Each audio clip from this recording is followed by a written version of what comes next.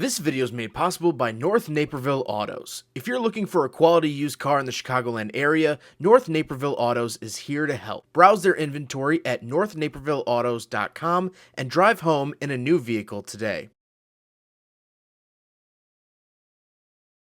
Alright, what's up guys? My name is Zach and today I am driving a 1994 Toyota Supra. Up front is a 3.0 liter inline 6 and down below is a 5-speed manual transmission. Now I'm super excited to be driving this here Supra because this is my first ever Mark IV Supra. The Mark IV Supra is the one that really made the Supra name rise to fame. This is the one that everyone wants. However, this one isn't the one that everyone wants. Not only is this the naturally aspirated version, but it's also right-hand drive, where actually here in the States, an imported right-hand drive Supra is actually the least desirable Supra. Left-hand drives go for more money. However, I do have the manual transmission, which I'm excited to get to know, and I'm in a Mark IV Supra. Today can't be that bad. But before we get on with the rest of the video, if you are interested in helping out the channel, there are some links in the description below for some products that go towards helping the channel. There is a suction cup license plate from Con Plates.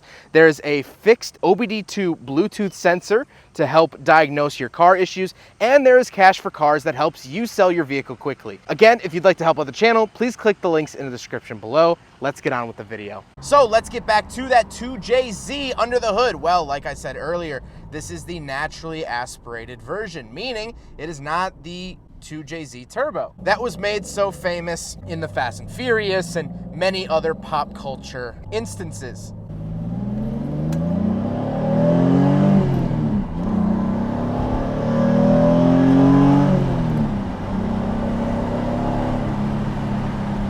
Not bad. It's naturally aspirated. You have to remember that. This is not going to knock my socks off because this isn't the top dog. This isn't everything the Supra could be. So it's fine. It's fun to rev out for sure. You still get that inline 6 power, but not nearly the kick in the chest I was hoping for out of a Mark IV. But again, naturally aspirated, so I can't knock it too hard. The NA2J makes about 220 horsepower, which is still an okay punch, and it's fun to drive. Like I said, paired to it is a 5-speed manual transmission. Now this actually is a huge highlight of the Supra. I'm really enjoying how light the throw is, how easy the clutch engagement is. It's just like driving a manual IS300. It's just like driving other manual Toyota products, which I have always loved. And the Mark IV Supra is no different. Last but not least, of course, the Supra is rear-wheel drive, and this, because it's not the turbo, actually comes with an open differential as opposed to a limited slip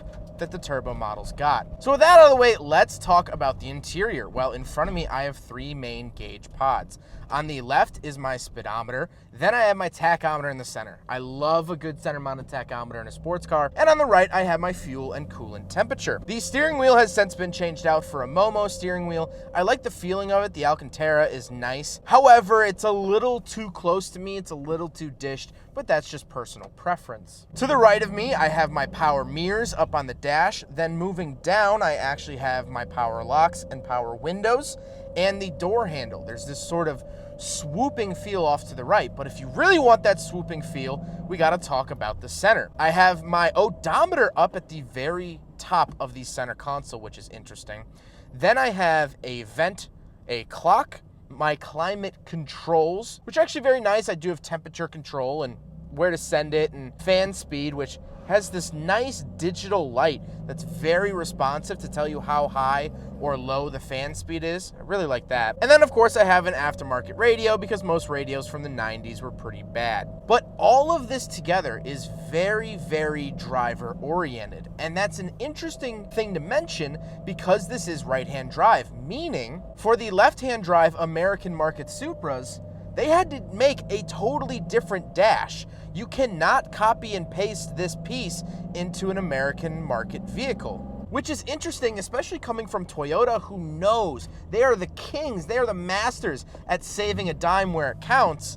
It's interesting that they would have to make two completely different dashboards. Then we have the shifter itself. Like I said, it feels great. It does have an aftermarket shift knob, which I'm not the biggest fan of, but I think it's at least enjoyable to row through and looks pretty period correct. It's a 90s car and it looks very 90s. Then I have a little ashtray and that's it. I don't actually get any cup holders here in the Mark IV Supra, so it fails the big friggin' bottle test.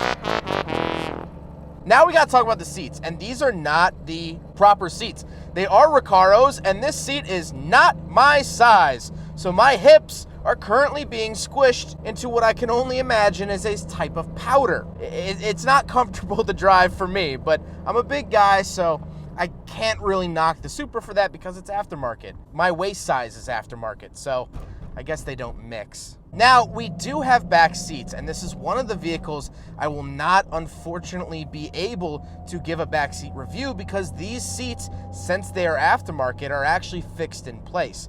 However, the Supra does have back seats, so you can look at them here, but the next Mark IV Supra I drive, I'll be sure to test out the back seats for you guys.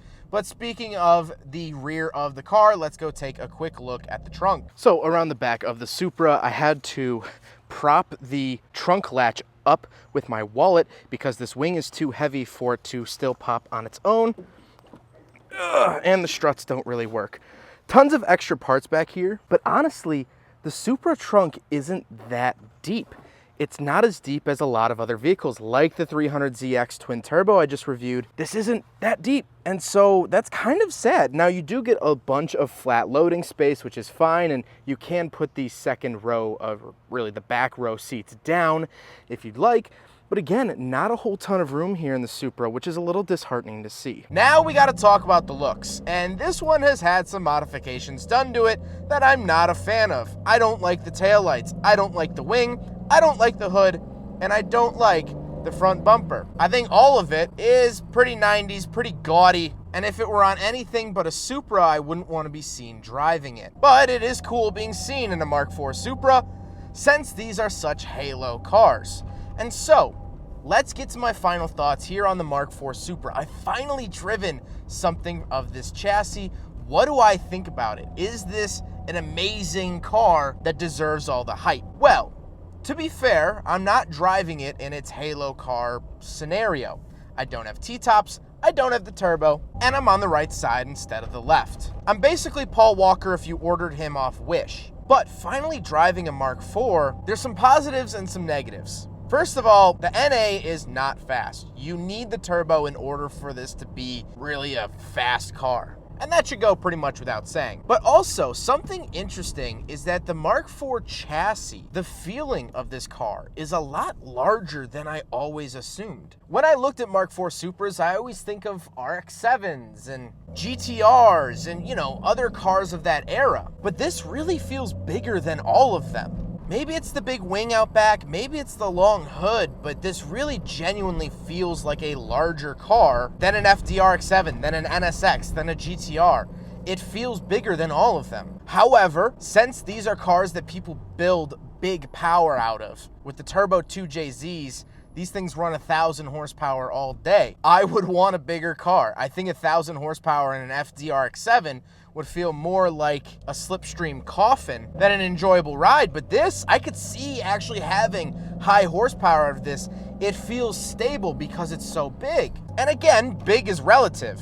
This isn't a Cadillac, but in terms of Japanese sports cars, it's on the bigger end. And I think my last takeaway, something that I do really like about the Mark IV, is that I'm driving through the neighborhood right now. Anyone below the age of 40 has been staring at me. And it's kind of fun. It's kind of fun when you drive by people and they stop what they're doing to look at your car. That's a huge takeaway of the Mark IV Supra. And that's something I really do enjoy. I think this car is fun. I think the naturally aspirated 2J can be fun. But it just has me dying to know what a Turbo 2J feels like in this chassis. One day I'll find out, but Today's not that day. Well, I hope you guys enjoyed the video. Huge thank you to North Naperville Autos for letting me take out their Supra. This is one of their vehicles for sale. They have tons of unique cars for sale across their lineup. If you are looking for your first car, a used car, whatever it may be, and you're in the Chicagoland area, North Naperville Autos should be your first stop. They're absolutely awesome, and hey, they helped me get the Mark IV Supra under my belt, which I'm very appreciative of. But I hope you guys enjoyed the video. Don't forget to rate the video, comment on the video, and subscribe if you really liked it. Take care, guys.